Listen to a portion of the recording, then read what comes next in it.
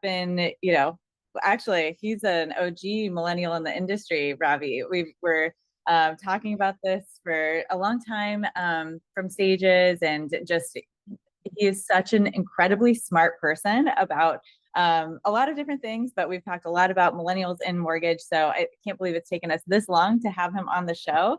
But more formally, RC is a divisional marketing leader at Movement Mortgage. Big fan of what you do there and Movement. And then also co-founder of the resource.tv, which is an incredible platform, media platform in real estate and mortgage. So I think you do a lot of other stuff, but is there anything else you'd add to this introduction? Robbie and I were just talking about living up here in Seattle and climbing mountains and being on the road. I was laughing because I looked back some at our memories from digital mortgage. I think that was in San Diego, maybe it was in Denver. I don't remember specifically. And you were on stage and we were doing some media and content, and just watching you grow over the years has been great. You know, and being involved with the Chrisman report, we've been long-time subscribers of the content, and oftentimes had you guys in our shows on that resource too. So shout out to what you guys are doing, the consistency and the discipline over time. It's always impressive, but been in the space for almost 18, 19 years. You know, it's something I'm very passionate about. So thanks for having me on today. I'm glad to be here.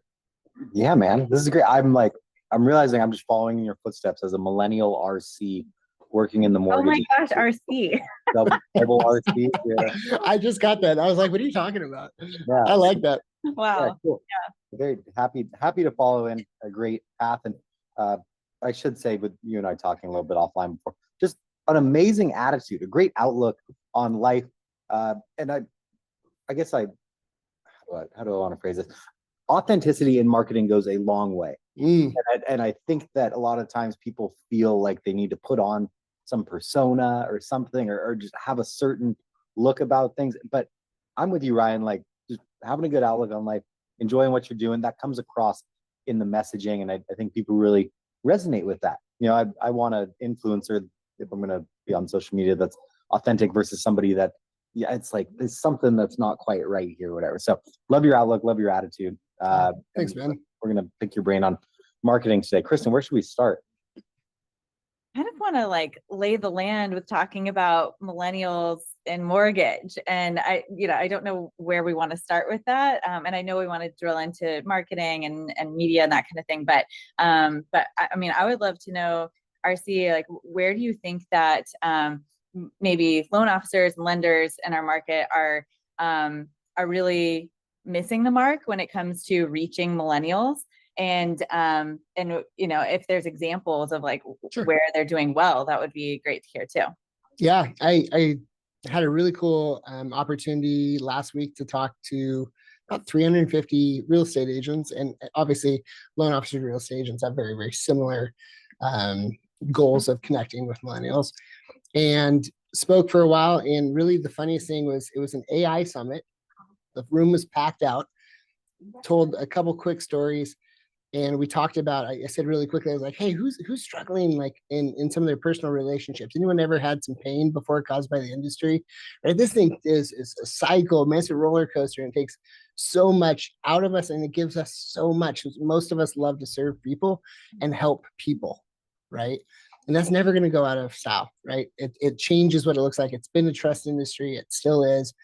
But then I started to help them understand that even if you look back at like Rich Dad, Poor Dad type content, or even like Richest Man in Babylon, some of these older books and parables, they talk about influence always leading to income. And then if you go into like the self-help realm, it's talking about adding value, and you'll always get value out of it, right?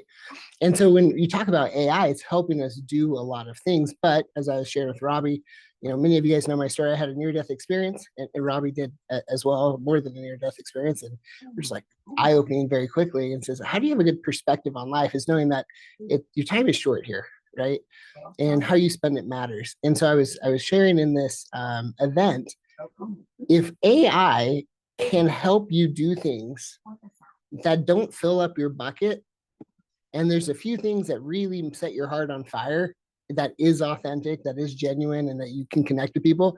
And there's no doubt the trust that's built there, the relationships, the rapport, then not leveraging AI is on you. Like if you're not happy with how you spend your time in your day and you're not leveraging AI to give you more time, then you're intentionally or by lack of decision by default, you're not engaging in tools that are going to help you leverage your time, right?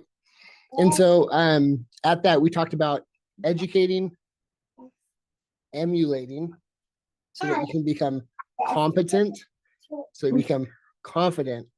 So this is like the life cycle of how we create change in our lives, right?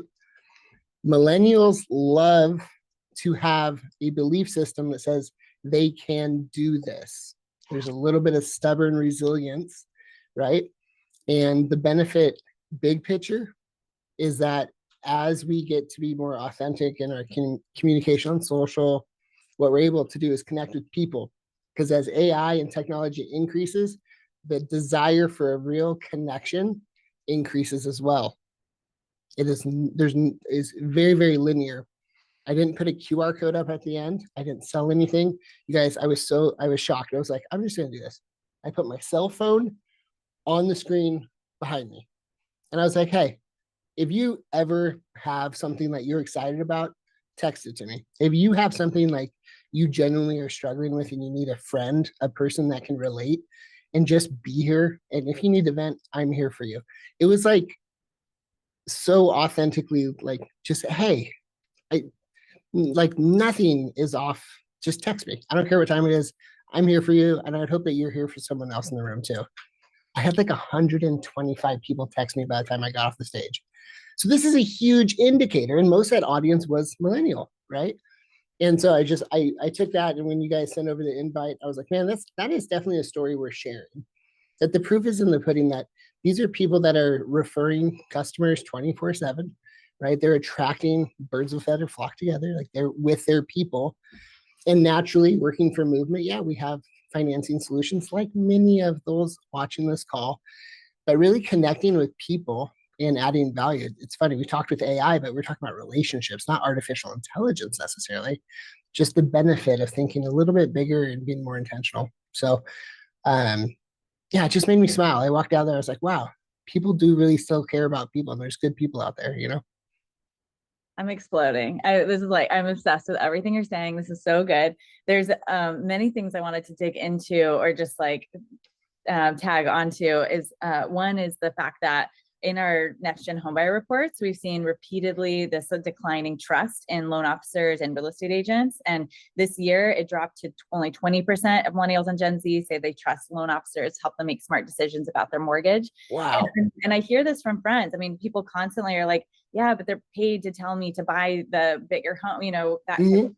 And so this leads into, I've been doing some presentations on authenticity in the age of AI, because it's not about the AI for me, although I'm doing a ton with that, but it's about allowing me to free up my time to be able to connect more authentically to the stuff that I want to do. I enjoy writing. I enjoy the, you know, that type of thing. So like, where can AI fill in that space? And I think it's the same thing, exactly what you're saying. Like, where can AI allow you to then connect more authentically with your audience? And I think this is just a really interesting time that we're in. And I love that you're showing yourself doing it, and it works. So Robbie, what are your thoughts?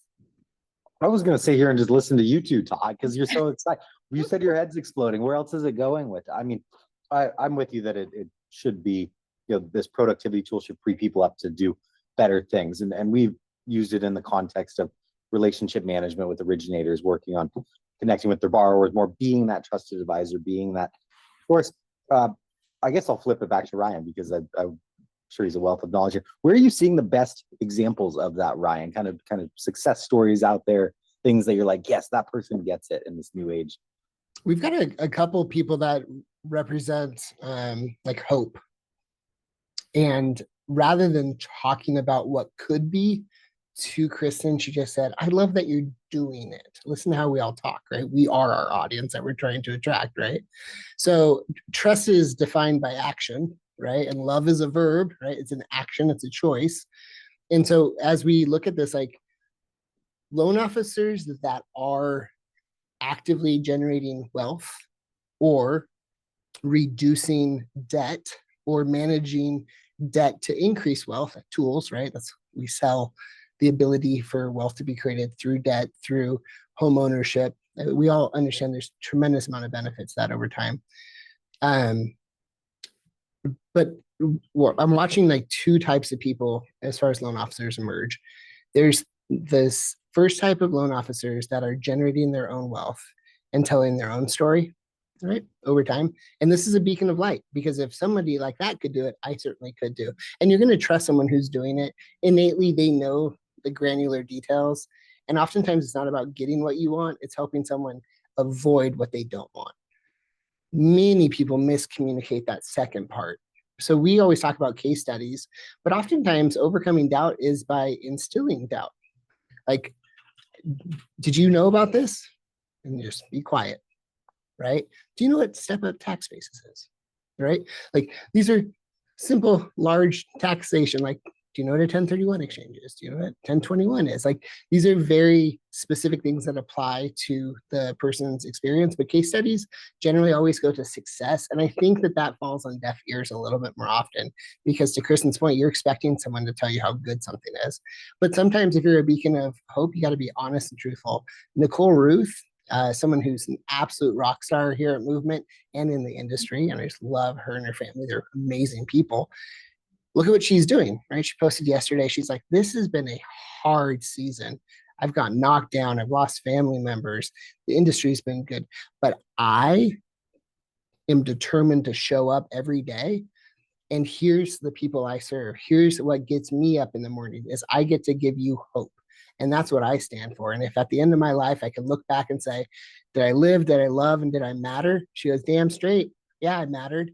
I mattered to everybody. My team showed me how I was showing up. My husband served me. I served my family and I served my community.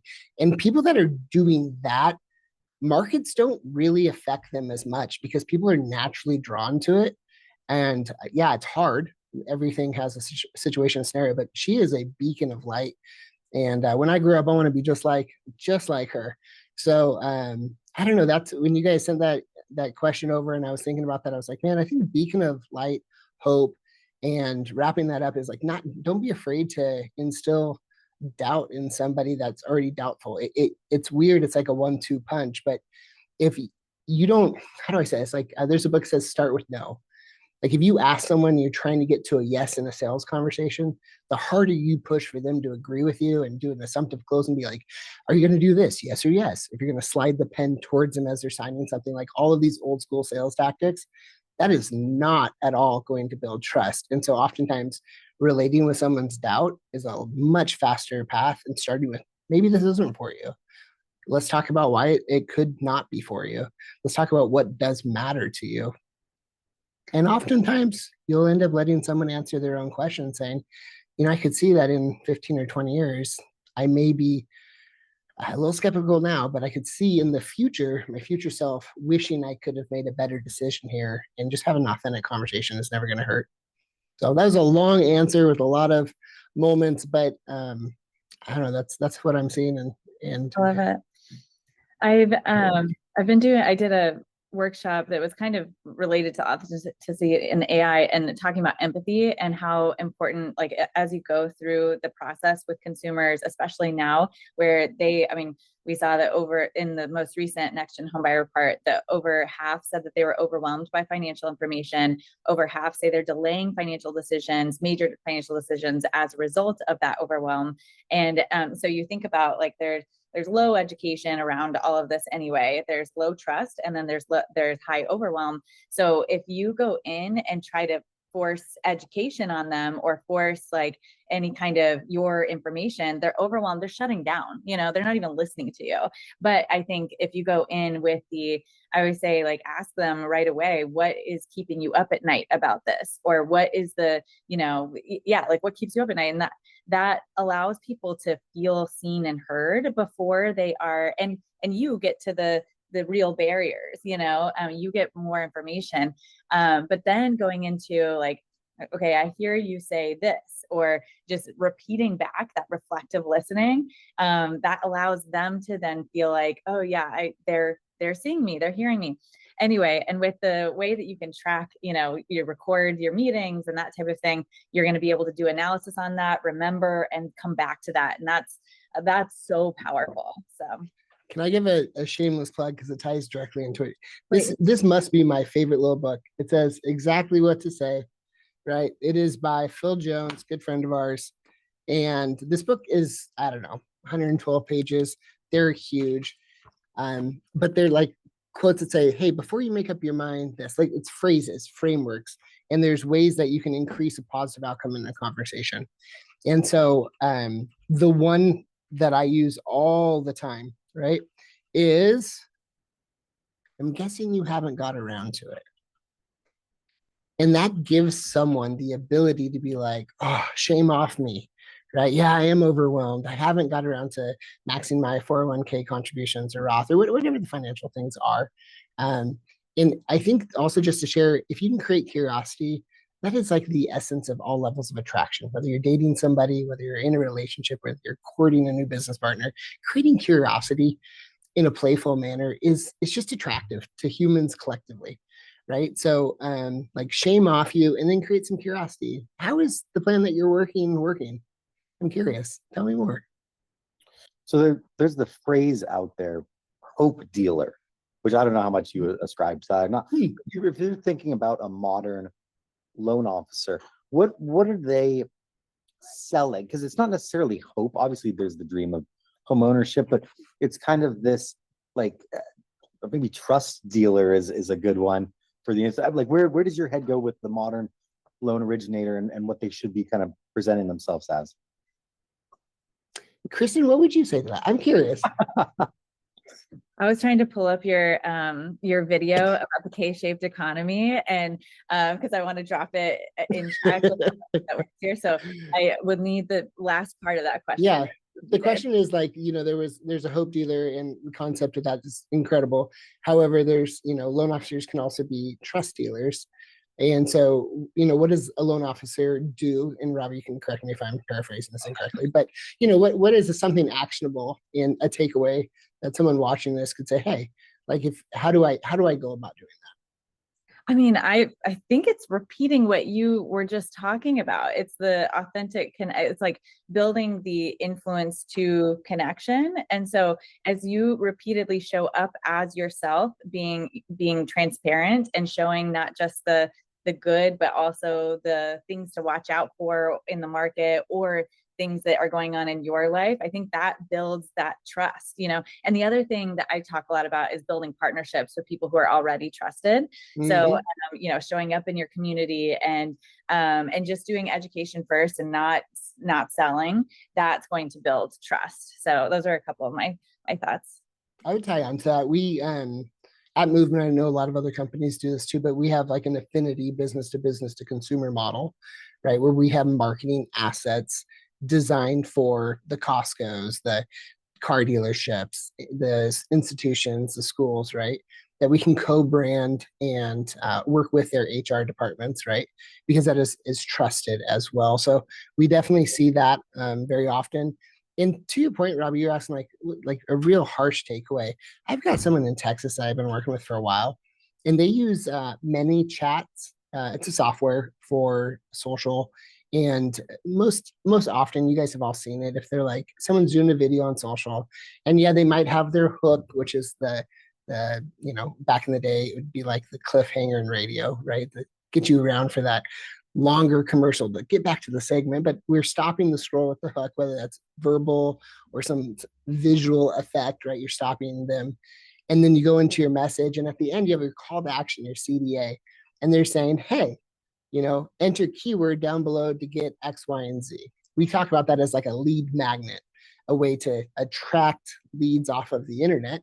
You're creating content and then you give in a call to action. Well, this bot is listening for the specific keyword on your social accounts, and it responds back with a resource or an asset of some sort. We do this on, even Kristin's talking about the K-shaped economy for the RE source with Ryan Hills and Rick Urath and the crew. We've been creating content for a long time. So what we do is we, just like this show, it's a long form piece of content, and we use technology, AI, right, to snip it up, and we have a team. And then we edit it and it says, hey, comment K-shape to get the full length YouTube version, right? So there's like an example, but we have a guy in Texas that's doing this around first-time homebuyer education, dispelling like myths, showing how you can create wealth, showing analysis between different programs. You don't need 20% down. And maybe if you're looking to get into your first place, here's like the homeowner hacks and how to do this. And really, maybe a DSCR loan is a good plan for you if you have weird income and you have a weird project. Like, there's all sorts of things, LLCs, et cetera, right? And so that ManyChat tool is converting several hundreds of people a month, and we feed that directly into Salesforce, right? And we have our campaigns and our journeys and our communication and our text integrations to help convert and add value to those people. So yes, you have social media, right? Yes, you have AI bots, authenticity through the content, leverage. And so that's, if you guys are looking for what that could look like, it may not, or kind of more traditional trust, which the business to consumer, I think those are a couple real life examples of how to be a trust dealer or a content provider that speaks the language of trust and education. That's so fantastic. I kind of want to just drill in a little bit deeper into that because that's the gold. I mean, I think for people watching this to understand exactly, how you've gone through that. So first, what kinds of topics, you talked about dispelling myths, what kinds of topics have been effective in really bringing in those kinds of leads through social media? It's going to sound kind of hokey, but, and again, I've worked for companies, someone has said, best idea wins. It doesn't matter. It comes from CEO for the gender, honor up, honor down, honor all around, right? You can use AI to go tell you what's trending in your space. So I'm not the smartest guy in the world. We just all have access to the same tool. Just prompt the system to tell you what's getting the most traffic currently. And that changes. And you can hijack attention that way. So it's not, I mean, think about this. I said this at that event I was speaking at, and I don't know if I ever thought about this before, but attention is a currency. That's why we pay attention. Yeah, so good. Right? So just hijack it and you'll receive attention so you can add value and then you'll make value out of it. I don't know.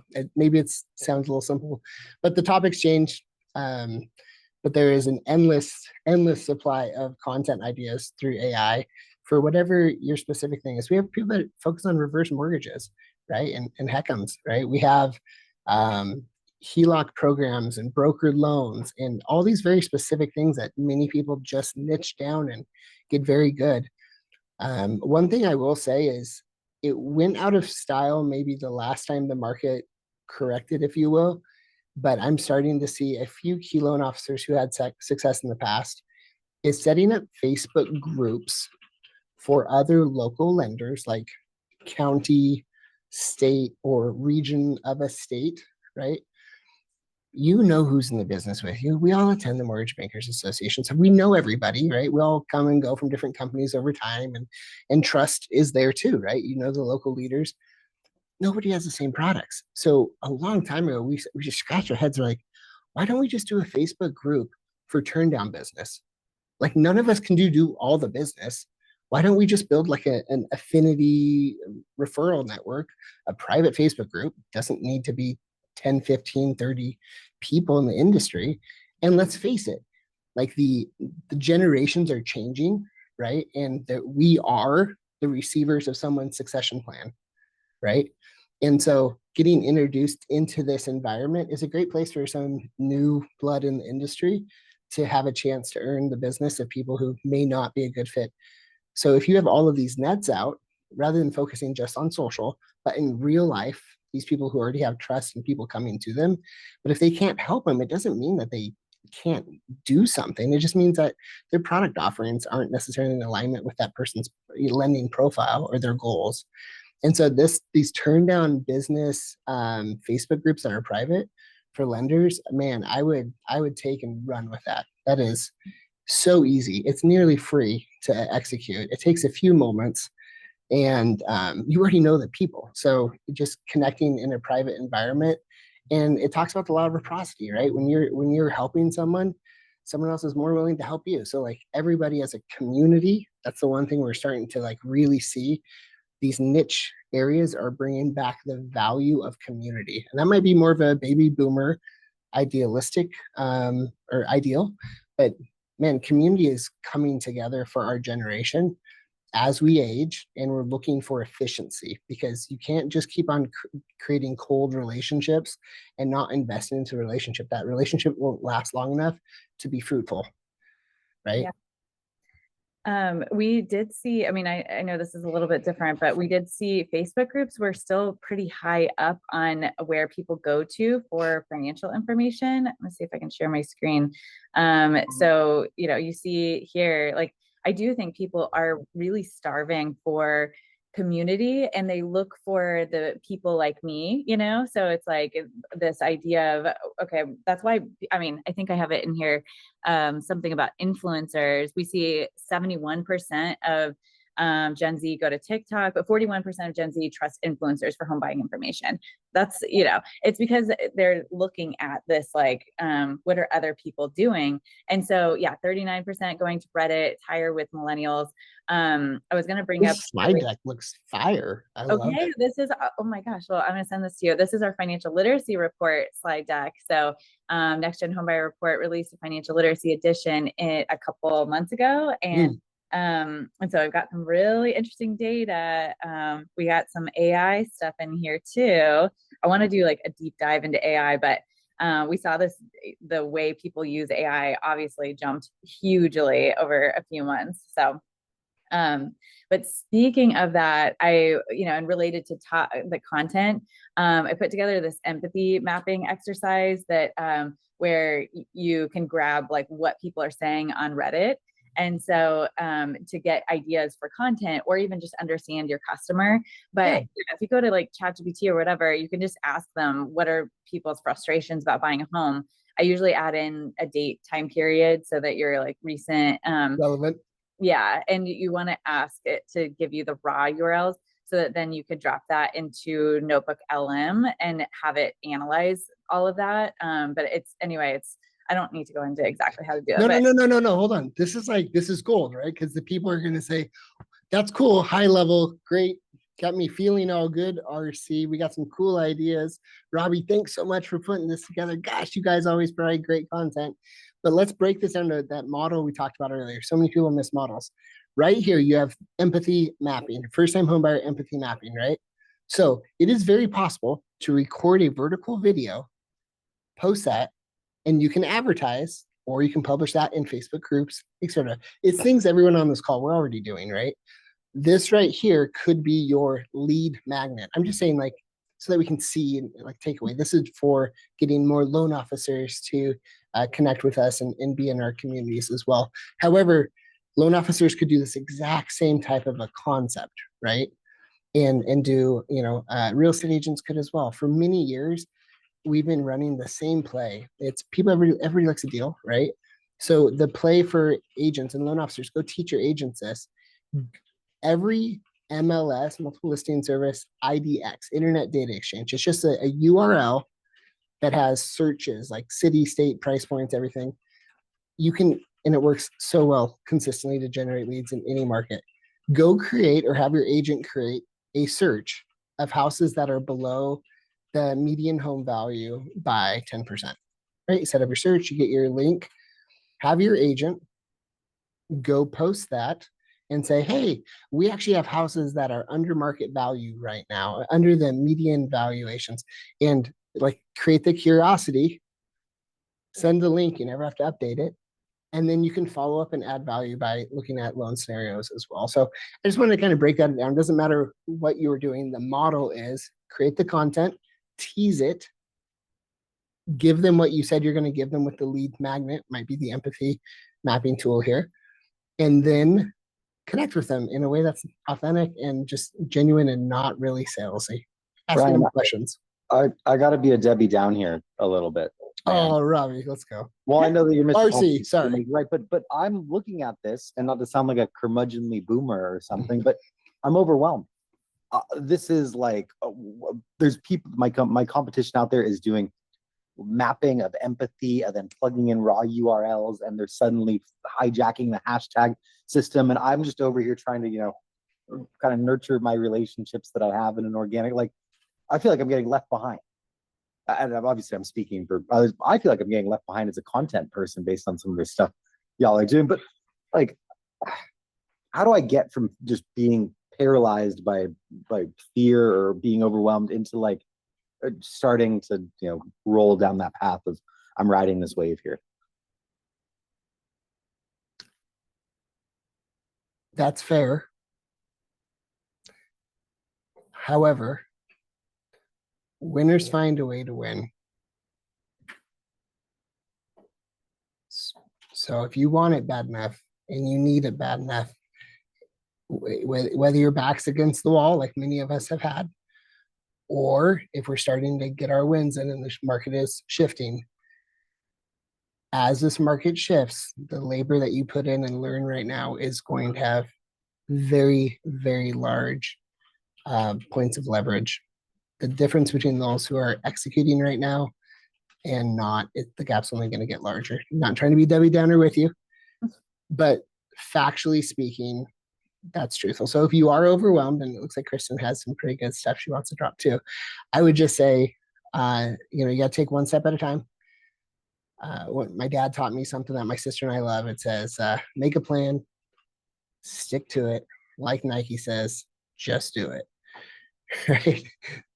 If you're overwhelmed, it's probably because you don't know what to do, and you're having a hard time deciding how to best move forward.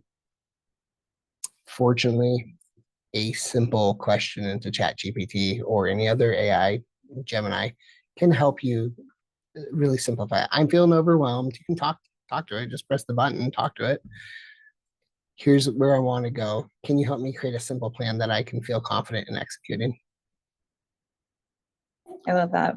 I think so I've been working on ways to improve efficiency with LLMs, whatever, but I started creating an outline of every process that I follow, and I think, and this is just going to take time, but then going through that and deciding, okay, I'm starting with my article writing process, and I'm creating a prompt for each step of that process for I use Claude a lot, but Claude and ChatGPT to help me with like create a project for that one step, like help me research this topic, or but I have a really great prompt that ChatGPT helped me create for going through that process. So anyway, I think that, like you said, taking it step by step and maybe following exactly like what we've covered in this call, just starting with that, documenting that process, and then figuring out, how you're going to make it the most efficient while putting your voice and authenticity into it, Ryan, can I be Debbie Downer part two? It's not No. I got Robbie. No, I got to interrupt you here real quick. No, I'm totally getting this. I can relate big time. I've been going through some stuff in my life here in the last 2 months. I've got humbled pretty hard, and it's been so good for me. Feel like I've been like working so hard and forcing things to happen in life that I have stopped remembering how truly awesome it is to let life happen for you sometimes.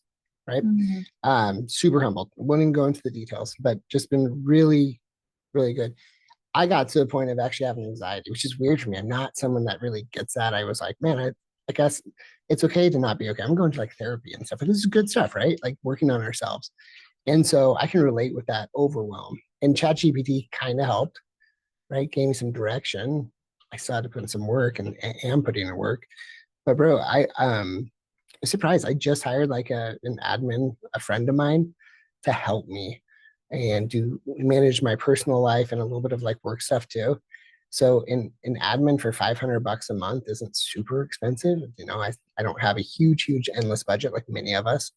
And so I just said, hey, do you mind helping me get the most bang out of my buck here? And maybe I can pay a quarter of your mortgage or take a little bit of stress off your your plate every month, and would you mind leveraging AI so that we can both do as much together as possible? And for me, that's been a huge sigh of relief. So I can, to the point of focusing on what matters.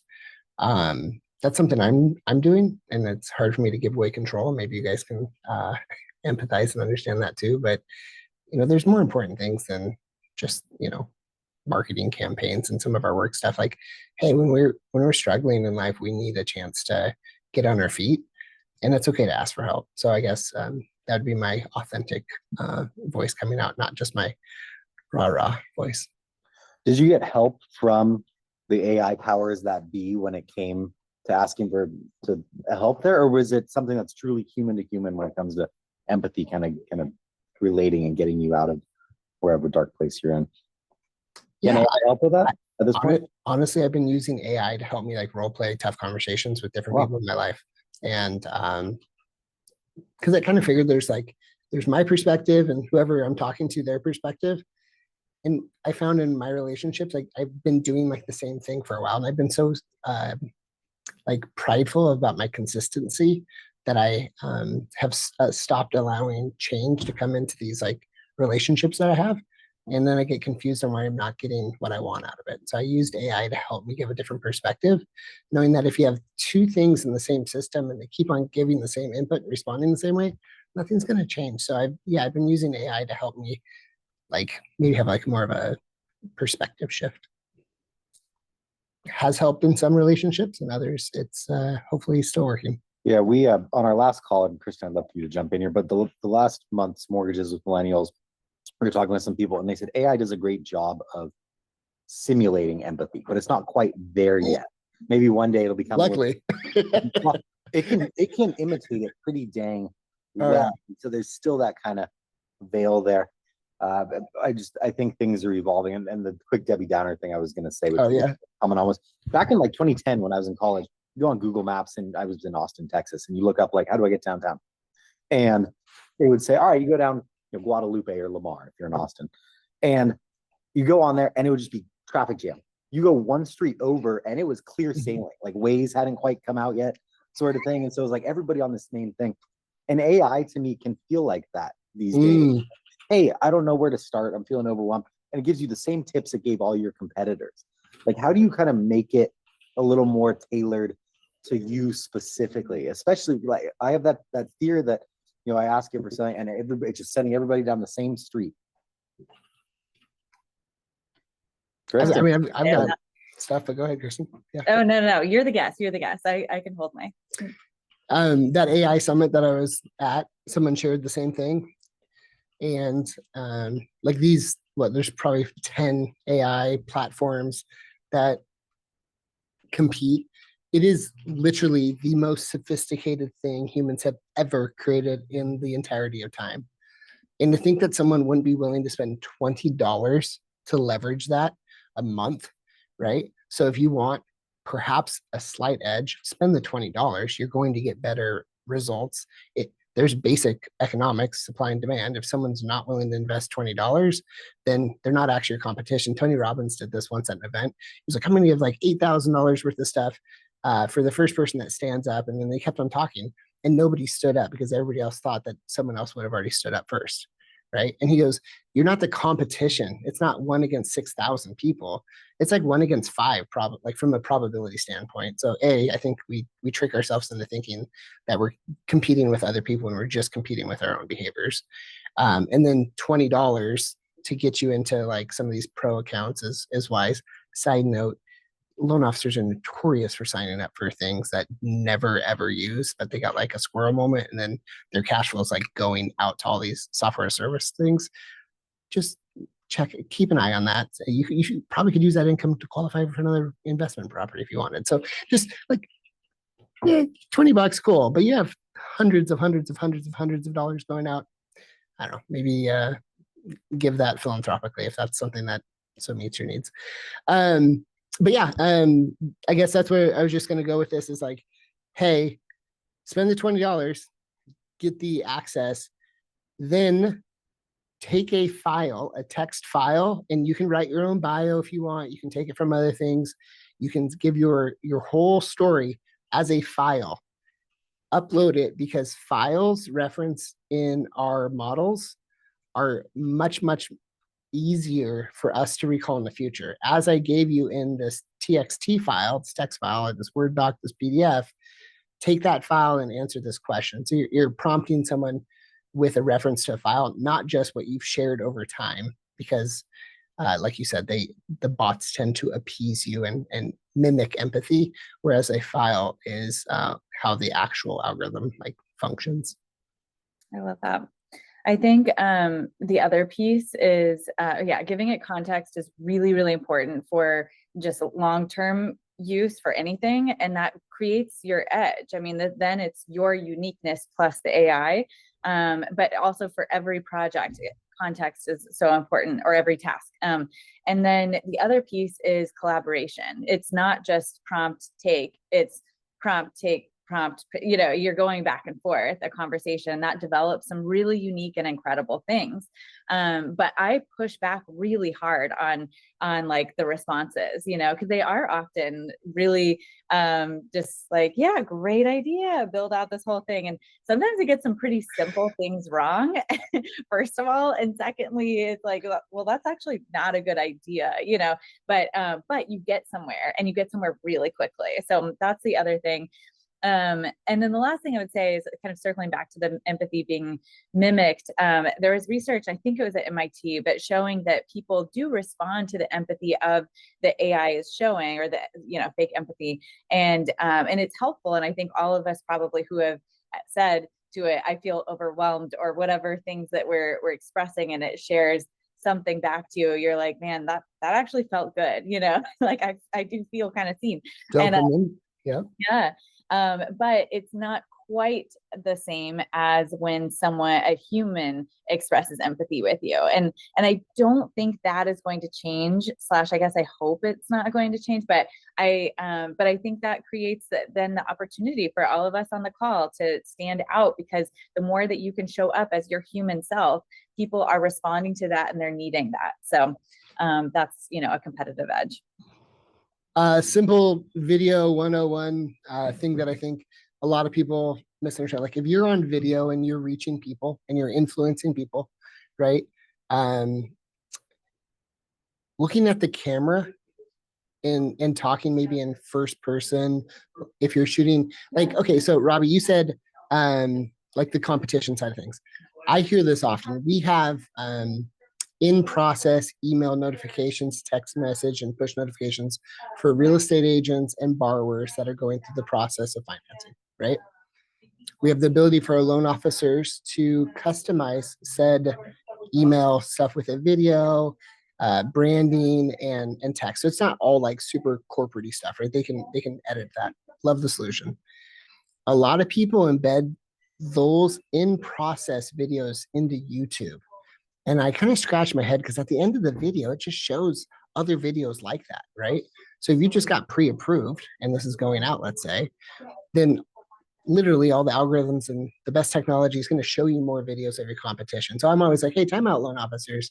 I know you don't want to spend another $20 on BombBomb or another platform with custom videos that only show your videos, but that might be worth it to just say, hey, for your videos that are not necessarily the top of the funnel where you're attracting people, it's very public, but the transactional version of these videos, to have them private and in first person, the eye contact. I'm looking at a camera right now. Like your screens are here. If I was looking at you guys, it would be right here. But the body language that we exude isn't what AI. We've been talking about AI. AI is literally not even on this call right now. It's like a fourth or fifth person on the call, but maybe they are actually listening. Robbie's like, I got you. But you know what I'm saying? Like, it's not, we're talking as though it's one of us. It's a tool for us to leverage, and hopefully that remains the truth for a long time. However, I just wanted to remind you, body language and connecting with people when you do have a chance to, if you are talking with them over the phone, or if you're shooting videos, you want to come across authentic. Learn how to be authentic. These cameras filter 15 to 20% of our energy every single time we turn on camera. If you're my colleague to the left, he has headphones on And he's tired of me being on this call because he's like, man, this guy is just big in energy right now. But you guys feel it. You know I'm passionate. You guys know that I love what I do and it's a joy to do it. Your family feels you, Robbie, in this space, right? And so just remember, when you're creating content, pressing record and sharing it, or recording it for a one-off message, show up. It's just like the old school thing, like smile when you talk on the phone. It matters. The inflection matters. And maybe if you've had a glass of wine or you like to have maybe some bourbon or whiskey or an old fashioned, nobody in the industry likes any of that stuff, by the way. Think about like you've got a little bit of a buzz and you're relaxed and you're calm, cool, and confident, if that's what it takes to get you to that state of mind. And come off with that energy. And sometimes you'll just, I think when you just frame it that way, people get so much more comfortable being in front of a camera and realizing like they're already doing a transaction with you or you're already adding value. So regardless of if they take action or not, you're putting good out there and only good can come from it. Love that. Yeah, this is fantastic. Every month after the show, Kristin looks forward to a call with me slurring my speech going, great show. But Kristin, we did it again. We did it again. Ryan, you were a great guest, man. I'm really glad we got connected. I love doing this with Kristin, and hopefully the audience sees that. I think they see that Kristin and I really enjoy doing this, and we love having guests on like you. And thank you very much.